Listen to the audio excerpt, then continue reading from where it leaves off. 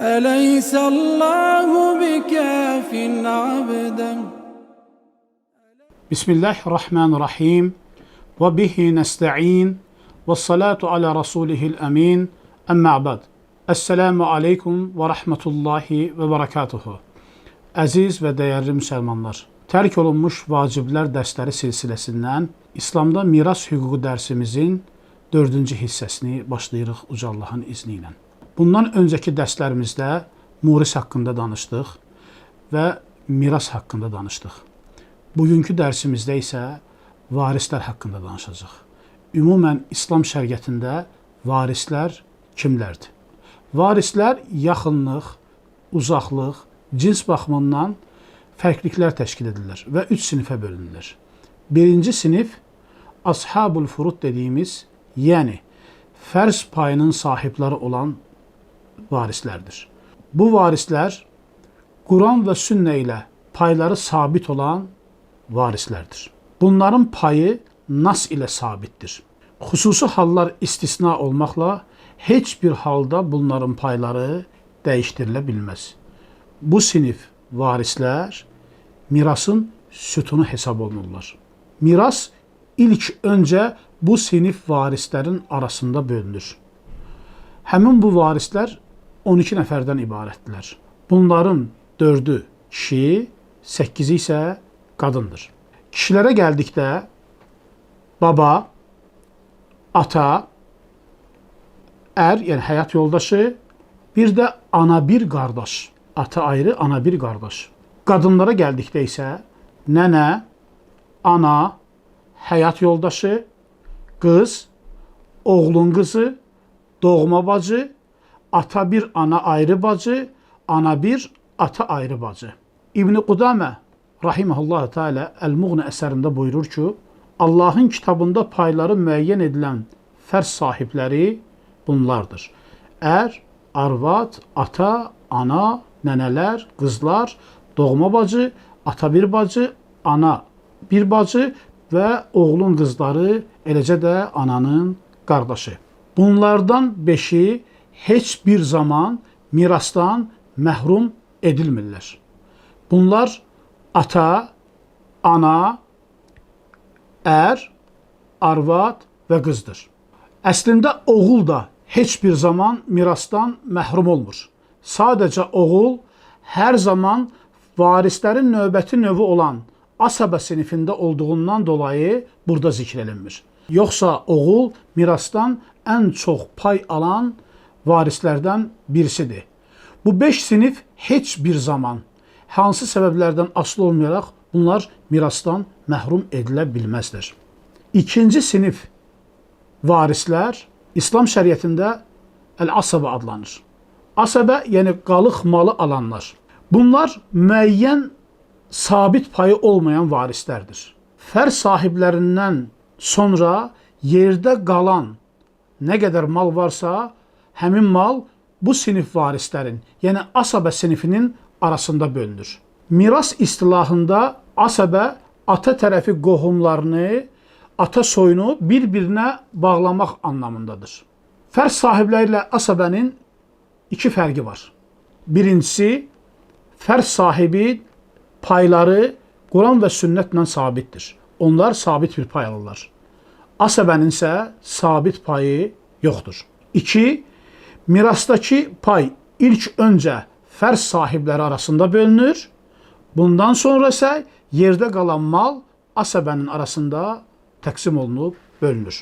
3-cü sinif varislər zuvul ərham dediyimiz qohumluq bağı olan yaxınlardır. Fərz sahibi və asəbə olmayan, ancaq ölən şəxslə qohumluq əlaqəsi olan varislər zuvul ərham adlanır. Yəni, qohumluq bağı olan yaxınlar. Bunlar, məsələn, dayı, xala, xalanın uşaqları, dayının uşaqları, bacının uşaqları kimi qohumlardır. Mirasdakı hökmlərinə gəldikdə, fərz sahiblərindən və asəbədən heç kəs olmazsa, qalmazsa, bu zaman mal zuvul ərhamin, bu sinif varislərin arasında bölünür. Məsələn, bir nəfər vəfat edib, yerdə varislərindən ancaq dayısı və xalası qalıb. Bu zaman həmin mal xala və dayının arasında təqsim olunur, bölünür. Bu üç sinif varislərin arasında ən çox müzakirə olunan sinif asəbə sinifidir. Asəbə sinifi özü özlüyündə bir neçə növə bölünür. Əziz müsəlmanlar, burasını xüsusən qeyd etmək istəyirəm ki, miras dərslərinin bu yerləri hər kəs tərəfindən başa düşülməyə bilər. Məqsədimiz bunu müəyyən şəxslər tərəfindən öyrənilib tədris olunması üçün yardım etməkdir. Yoxsa dərsin bu yerləri kimlər üçünsə qaranlıq qala bilər, heç də bundan narahat olmaq lazım deyil. Əksinə, bunları müəyyən şəxslərin öyrənməsi aramızda miras dərslərinin doğru düzgün öyrədilməsinə vəsilə olacaq. Bu üç sinifin arasında ən çox müzakirə olunan sinif asəbə sinifidir. Bu səbəbdən bu növü geniş şəkildə ələ almağa çalışacaq. Asəbənin üç növü vardır. Birinci növ, asəbə bi nəfsihi, yəni özü özünə asəbə olanlar. Asəbə dedik, qalıq mal alanlardır. Özü özünə asəbə olanlar birinci sinif. Bunlar arada qadın olmadan kişi xətləri üzəri ilə birləşib varis olanlardır. Bu növ asəbə fərz sahiblərinin payı verildikdən sonra yerdə qalan mirası bunlar alırlar. Tək olduqları zaman bütün mirası bunlar götürürlər.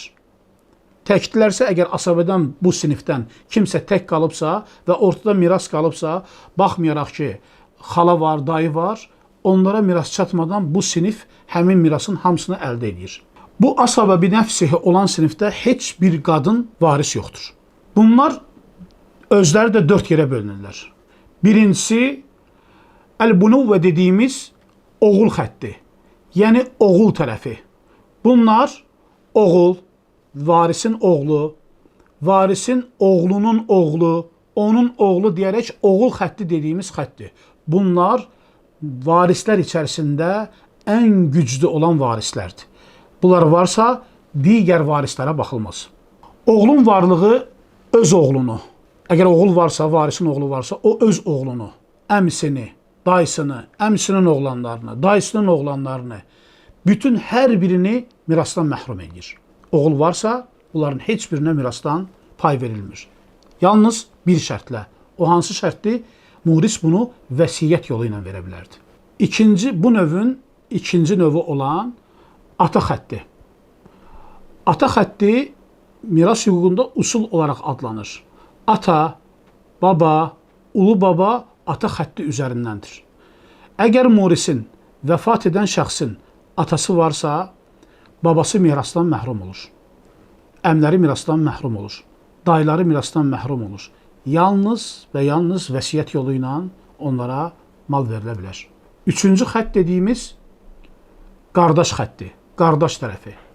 Bunlar doğma qardaş, ögey qardaş, doğma qardaşın övladları və ögey qardaşlığın övladlarıdır. Dördüncü xətt dediyimiz əmi tərəfi. Doğma əmi, ögey əmi, doğma əminin övladları və ögey əminin övladlarıdır. Burasını xüsusən qeyd etmək istəyirəm ki, buradakı növ mərhələ ilə mirasdan pay alır. Məsələn, qeyd etdiyimiz kimi, oğul varsa, oğlun oğlu, əmi, dayı bunlar mirasdan məhrum edilir. Əgər oğul yoxdursa, ata varsa, ata babanı, ulu babanı, əmiləri, dayıları mirasdan məhrum edir. Əgər oğul və ya ata yoxdursa, əmilər mirasdan pay ala bilir. Əmilər yoxdursa, əminin övladları mirasdan pay ala bilir. Eləcə də qardaşlara aiddir. Əgər qardaşlar varsa, ata, oğul yoxdursa, qardaşlar mirasdan pay alır. Qardaşlar yoxdursa, qardaşların övladları mirasdan pay alır. Əziz müsəlmanlar, sözsüz ki, özümüz də bu dərsləri öyrəndikdə dərslərin nə qədər çətin olduğunu, nə qədər ağır başa düşüldüyünün fərqindəyik. Onu qeyd etmək istərəm ki, İslam şəriəti ədalət üzərində qurulub və burada bu qədər təfsilata getməyin əsas səbəblərdən birisi ədalət prinsipini qorumaqdır. Bu dərslərdə işlənən terminlər, bu dərslərdə qoyulan qaydalar, şərtlər kimlər üçünsə ağır ola bilər. Bu, şeytanın tuzağı olaraq bizi bu savablı işlərdən məhrum etməsin. Harda qaranlıqlar varsa, Uca Allahın izni ilə oralara sual-cavab rubrikasında aydınlıq gətirməyə çalışacaq. Miras dərsləri ağır olduğundan dolayı, çətin başa düşüldüyündən dolayı bu dərsləri qısa tutmağa çalışırıq. Doğru Allahdan, yanlış məndən və şeytandandır. Allah hər birinizdən razı olsun. Esselamu aleykum və rahmetullahi və barakatuhu. أليس الله بكاف عبدا